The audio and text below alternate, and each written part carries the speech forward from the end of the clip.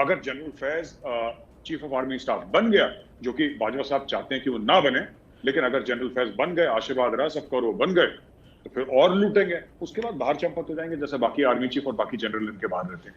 कहानी खत्म है, इनको लूटना है। तो अगर ये 4-5 साल तक इख्तिदार में है, पावर में है, तो उस 4-5 साल में ये सर पूरा जो कहते हैं ना कि ताकत की जो हवस होती है, ताकत की जो हवस है सर, उसका ये पूरी कौम को नंगा नाच दिखाते हैं। उनको फिर कोई लाज शर्म नहीं है सर।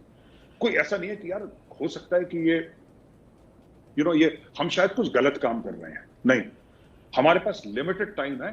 दोनों हाथ और दोनों पैर से लूटो और जो सामने आए उसको मार डालो जान से, क्योंकि उसके बाद तुमने तो कनाडा जाना है, तुमने तो अमेरिका जाना है, तुमने तो ऑस्ट्रेलिया न्यूजीलैंड जाना है, तुमने यूरोप जाना है, तुमने थोड़ा ना रहना है पाकिस्तान में कि जो तुम्हें यहाँ के इदारे पकड़ लेंगे या तुम्हें यहाँ पे कोर्ट्स पकड़ लेंगे और इतना लूटो कि कभी तुम और तुम्हारी 7 पुश्तों को वापस पाकिस्तान में आना पड़े।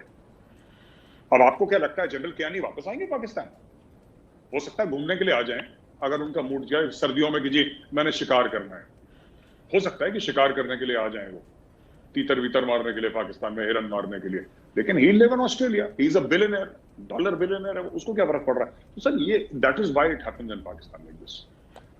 तो देखिए, बात यह है कि आप कह रहे हैं कि ताकत की हवस का जो नंगा नाच है वहाँ पे एस्टैब्लिशमेंट के अक्सर लोग वो नाच रहे हैं, और वो जो पावर की गिरफ्त है वो इतनी मजबूत है कि अवाम बेबस हैं। लेकिन आज हम देखते हैं कि पाकिस्तान की बहुत सारी अवाम जो है वो इससे अवेयर भी हो रही है और वो सोशल मीडिया पे रिएक्ट भी कर रही है। लेकिन ऑन द अदर हैंड एक बहुत बड़ा चंक है पाकिस्तान की आवाम का जो पाकिस्तान की इस्टेब्लिशमेंट के ताकतवर बूटों के आज भी आशिक हैं। ये सिनेरियो आपको एक नेबरिंग कंट्री में बैठे हुए एक एनालिस्ट के तौर पे कैसा लगता है? सर मुझे तो बड़ी हंसी आती है कि इनके बूटों के आशिक हैं। मैं देखता हूं, मैं एंकर्स का नाम नहीं लूंगा, लेकिन जब भी फौज के बारे में बात होती है तो कुछ पाकिस्तानी एंकरों को गुस्सा तो आ नहीं रहा होता, लेकिन जिसको अंग्रेजी में कहते हैं ना sir, they whip themselves into a frenzy. अब आपको दिखाना ना कि मैं कितना लॉयल हूं जीएचक्यू रावलपिंडी से, तो आपने कैसे वो खुसूसी इदारों के खिलाफ बोल दिया और अपने आप को सर वहां पे मुंह लाल पीला करके, और सर मुंह से झाग निकल रहा है, पागल हो रहे हैं वहां पे, और ये हामिद मीर को मार दो और इसको मार दो, मतीउल्लाह जान को टांग दो, ये लोग ड्रामा टीवी में करते हैं सर, दिखाने के लिए इनको पैसे भी मिलते हैं। और यही बात आसिफ गफूर साहब ने तो ट्वीट करके बोली थी उस लेडी जर्नलिस्ट के बारे में, नाम भूल गया मैं उस लेडी जर्नलिस्ट का, उसके बारे में उन्होंने बोला था कि भाई तुम्हारी पेमेंट अगर बाकी है आईएसपीआर से तो मैं दिलवा देता हूँ। उन्होंने ट्विटर पे बोला उस लेडी जर्नलिस्ट को कि अगर तुम्हारी पेमेंट बाकी है तो आ जाना मेरे पास, मैं दिलवा दूंगा तुम्हें। सो ये इसका मतलब डीजी आईएसपीआर खुद बोल रहा है कि भाई साथियों को पैसे देते हैं। और उसने लेडी जर्नलिस्ट सना कुछ ऐसी नाम था, I forget her name, I don't remember the lady journalist name, but Asif Ghafoor साहब ने अपने ट्विटर हैंडल से, पीस फॉर चेंज जो उनका ट्विटर हैंडल है, उससे उन्होंने ट्वीट करा था कि भाई मैं तुम्हें पैसे दिलवा दूंगा तुम्हारे। वो एक ताना मार रहे थे उसको, ही वाज बीइंग sarcastic कि तुम हमारे खिलाफ बोल रही हो, क्यों बोल रही हो हमारे खिलाफ, कि तुम्हारे पेमेंट रह गई तो मैं दिलवा देता हूँ, दैट वे। तो सर हम इस तरीके से देखते हैं कि ये जो सहाफी, कुछ सहाफी हैं सर, सबकी बात नहीं कर रहा, कुछ बहुत अच्छा काम कर रहे हैं, पर ज्यादातर सहाफी हैं, they are loyal to the army, they are not loyal to Pakistan sir. इनकी वफादारी फौज से है, पाकिस्तानी आर्मी से, इनकी वफादारी पाकिस्तान से नहीं है। और यही पाकिस्तानी फौज है जिसने 4 बार आईन फाड़ा है सर पाकिस्तान का, अयूब खान के टाइम पे, याया खान के टाइम पे, जियाउल हक के टाइम पे, फिर परवेज मुशर्रफ के टाइम पे। तो आप ऐसी आर्मी को अपना हीरो कैसे समझ सकते हैं जिसने बेनजीर के बाप को फांसी पे लटका दिया सर, जिसने बेनजीर को मरवा दिया? नवाज शरीफ को आपको अच्छा लगे या बुरा लगे सर, वो बात की बात है, ठीक है। आप कहते हैं डाकू है, आप कहते हैं चोर है, मैं कहता हूं होगा नवाज शरीफ डाकू चोर होगा, आप कह रहे हैं, सही कह रहे हैं, लेकिन मैं एक और बात पूछना चाहता हूं सर, वो इलेक्टेड प्राइम मिनिस्टर था पाकिस्तान का, सिलेक्टेड नहीं था। आपने इलेक्टेड प्राइम मिनिस्टर को भेज दिया 10 साल के लिए जिद्दा, आप कैसे भेज सकते हैं? और आज की तारीख में किसी जज की हिम्मत नहीं है जो ऐलान कर दे कि परवेज मुशर्रफ को जाओ वापस लाओ। क्यों नहीं पाकिस्तानी आर्मी अपने जनरल्स को भेजती वहां पे, और क्यों नहीं डिप्लोमेसी करते कि परवेज मुशर्रफ को वापस लाओ? परवेज मुशर्रफ बिलियनर है सर, बिलियनर, यानी कि अगर मैं परवेज मुशर्रफ को जाओ वापस लाओ, क्यों नहीं पाकिस्तानी आर्मी अपने जनरल्स को भेजती वहां पे, और क्यों नहीं डिप्लोमेसी करते कि परवेज मुशर्रफ को वापस लाओ? परवेज मुशर्रफ बिलियनर है सर, बिलियनर, यानी कि अगर मैं बता दूं कि in Indian rupees he has more than 7,500 crore rupees, मोटा मोटी 7,300 करोड़ रुपीज हिंदुस्तानी रुपए, उससे ज्यादा परवेज मुशर्रफ के पास है। इतना पैसा है सर। दुबई में उसके फ्लैट्स हैं, बड़े बड़े अपार्टमेंट, लंदन में उसके अपार्ट दुनिया भर में उसकी मिडिल ईस्ट में प्रॉपर्टीज हैं, कौन रोक रहा है सर उसको? Nobody dares. वो वापस नहीं आ रहा। वो क्यों वापस आया? लोग कह रहे हो डर गया।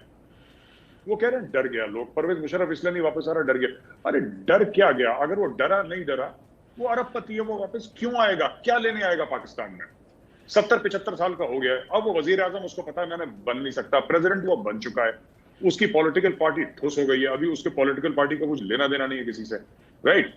वो बाहर आदमी है, मजे कर रहा है सर, फॉरेन गाड़ियों में घूम रहा है, अय्याशियां कर रहा है, उसके बच्चे सेटल्ड हैं। लोग कह रहे हैं साहब उसकी हिम्मत नहीं है। वो हिम्मत क्या सर? वो लूट के बाहर ले गया पैसा, वो ले गया। He is gone. Raheel Sharif is gone sir. Ashfaq Parvez Kayani is gone sir. ये सब गए, ये वापस आने वाले परिंदे नहीं है। ये ठीक है, इनके घर हैं जिनके ऊपर केस नहीं चल रहा, वो सर्दियों में आ जाएंगे सर, फ्लाइट पकड़ के, चार्टर्ड जेट पकड़ के आ जाएंगे बस्ती में, आएंगे, शिकार शुकुर करेंगे सर। जैसी हल्का सा पसीना आया सर, यहाँ पे थोड़ी सी गर्मी लगी उनको, वापस न्यूयॉर्क, वापस दुबई, एसी अपार्टमेंट में अपने। तो nobody is coming back sir, Pakistan कोई वापस नहीं आ रहा। देखिए मेजर गौरव आर्या साहब, आप एक ग्रेट इंडियन पैट्रियाटिक हैं, जो आपको होना भी चाहिए। आपकी पाकिस्तान के इश्यूज़ पे और इंटरनेशनल इश्यूज़ पे गहरी नज़र है। पाकिस्तान के हवाले से आप क्रिटिकल भी हैं, होना भी चाहिए आपको। तो जो कुछ पाकिस्तान में सुबह शाम होता है, उससे तो खुद ही पाकिस्तान का नुकसान होता रहता है, खुद ही पाकिस्तान का इमेज ख़राब होता रहता है। आपको एक भारतीय होने के नाते कुछ करना ही नहीं पड़ता। तो इस सारी सूरत हाल से मैं जो ऑब्ज़र्व आपको करता हूँ, आप थोड़ा दुखी भी रहते हैं जो अवाम के साथ बुरा सलूक होता है, और खुश भी होते हैं कि भाई हमें भी कुछ करना नहीं पड़ रहा, ये अपना नुकसान खुद ही कर रहे हैं। मेरी इस कमेंट्री पर आप क्या कहेंगे? बुरी तरीके से आज की तारीख में सर, ईरान जिसके साथ ये पिक्चरें बना रहे थे और जिससे रेलवे लाइन कर रहे थे, ईरान से नहीं बनती सर इनकी चाइना से बिगड़ गई है, क्योंकि चाइना ने साफ पैसा देने से मना कर दिया है।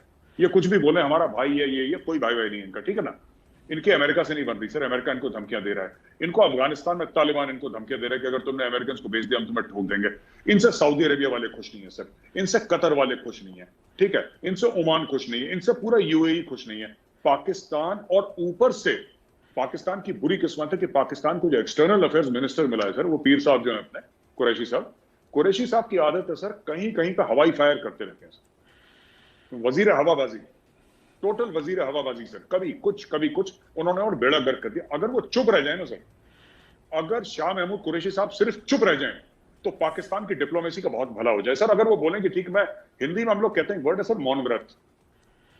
मौन व्रत यानी कि एक चुप्पी का होता है। जैसे समझिए हम व्रत, जैसे आपका रोजा होता है सर, हम लोग व्रत रखते हैं, मौन व्रत हो, आप एक रोजा रखें जिसमें आप खाना वाना सब खाएं, लेकिन आप चुप रहें सर। 7 दिन तक आप अपने मुंह से कुछ ना बोलें, बस चुप रहें आप। सबसे बड़ा मुश्किल रोजा है।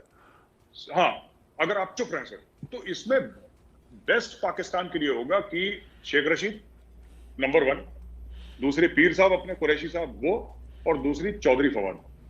ये 2-3 लोग अगर चुप रह जाए ना सर, और इमरान खान तो खैर सबसे बड़ा है हीरो इनका, ये अगर 3-4-5 लोग चुप हो जाएं, तो पाकिस्तान की डिप्लोमेसी काफी है। और सिर्फ उनको चुप रहना है सर, 1 महीना कसम खा लें कि हमने कुछ नहीं बोलना, हम चुप रहेंगे, अपने घरों में लॉक रहो कि कोरोना का लॉकडाउन है। मुल्क भी अच्छा हो जाएगा इनका, और इनकी सफारत भी अच्छी हो जाएगी सर। आप तो बहुत ही मुफ्त मशवरा दे रहे हैं पाकिस्तान के